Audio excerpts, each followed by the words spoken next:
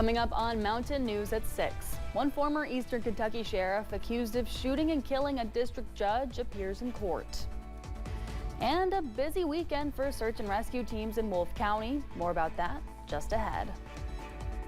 And we're going to cool off as we go throughout the week and increase the rain chances. Details in a few minutes. Dedicated to Eastern and Southern Kentucky, this is WYMT Mountain News at 6. Good evening, I'm Amelia Lee.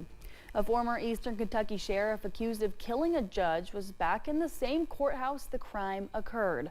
Sean Mickey Steins was sheriff in Laurel County when state police say he shot and killed Judge Kevin Mullins in Mullins' chamber. Steins retired his post after his arrest. Steins answered to the charges while attorneys are in the process of sharing evidence and planning their next moves in the high-profile case that's attracted national attention. WYMT's Phil Pendleton has the details on what took place in the courtroom in Whitesburg.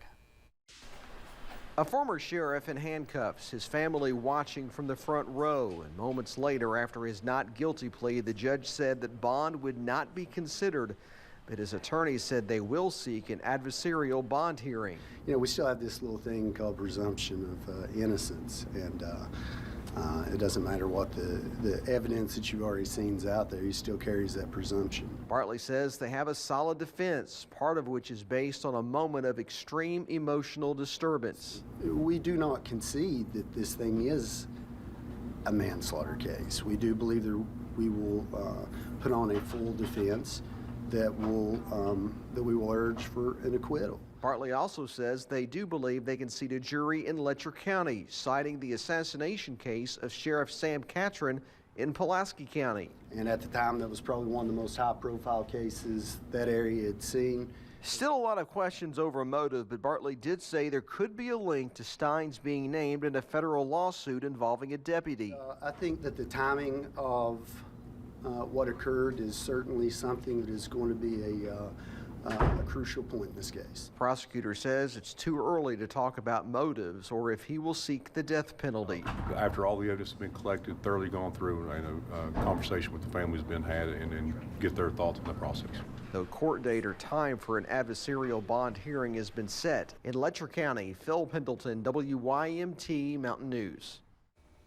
The judge appointed for the arraignment was only a special judge for this appearance, and another judge will be named for the remainder of the legal process. A Pike County man is facing charges after he was heading to a VA clinic in Prestonsburg and reportedly threatened to shoot people. The incident happened on Friday. Floyd County Sheriff deputies say Roberts Maynard of Belfry was heading north on US 23 in the Herald area. After performing a traffic stop, police say they found a handgun on Maynard.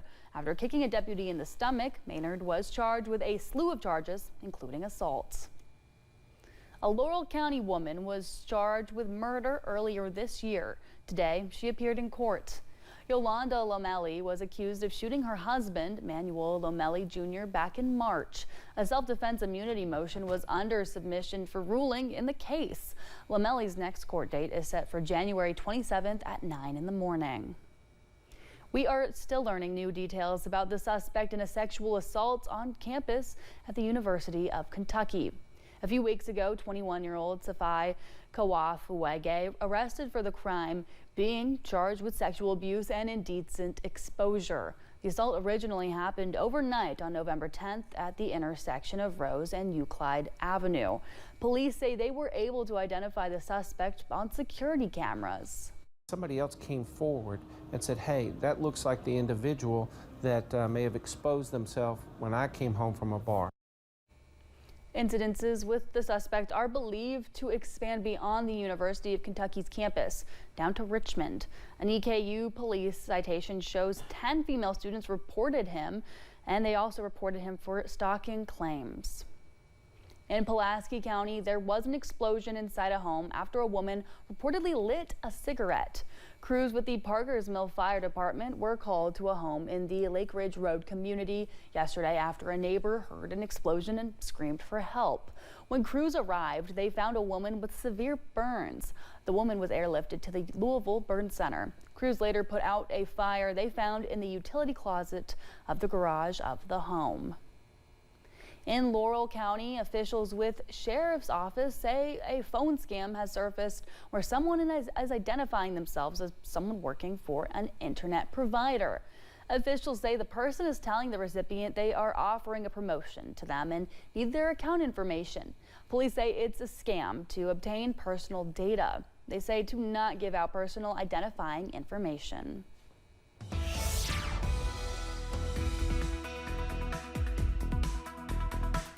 Well, as advertised, we were substantially warmer than normal today with temperatures in the 60s. Here's how the numbers played out. We made it to 64 in Hazard, 64 in Jackson, London, and Manchester made it to 62. Somerset made it to 64. Keep in mind, 54 is where we should be for this time of year, and 54 was the high in Jonesville as well as Wise. Here's a look outside. We're seeing cloudy skies outside. Temperatures are still in the 50s and 60s. Keep in mind, it's November 25th, and we're still talking about unseasonably warm temperatures. Somerset still at 64. Same story in Monticello, 62 in Jackson. Hazard is at 61.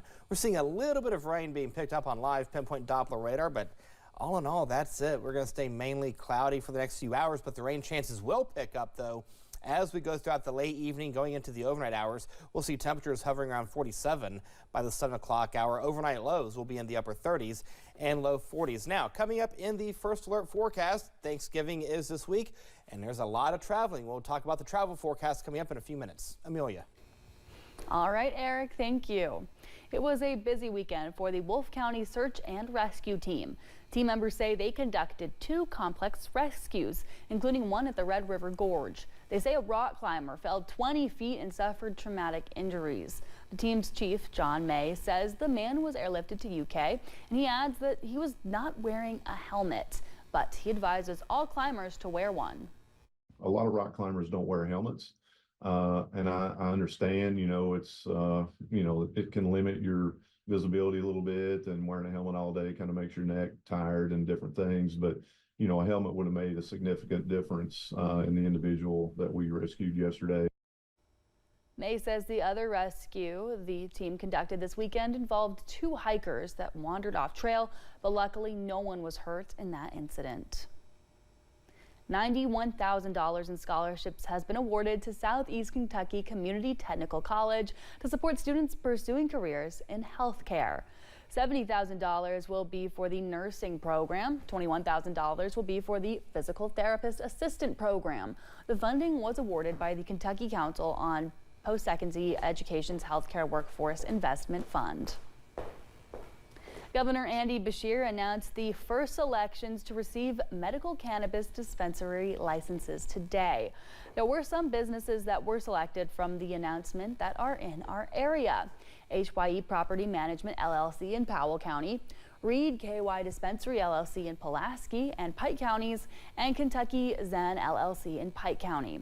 In this lottery, businesses from the same county were drawn, but only the first business selected from a county will be able to stay. All right, headlines for tonight. Much cooler temperatures tomorrow with highs in the upper 40s and low 50s. We're going to keep the rain chances in play, and we'll have a sneak peek of Thanksgiving coming up in the first alert forecast in a few minutes. And we hear from a health environmentalist about the measures you need to take when preparing that ham or turkey ahead of Thanksgiving.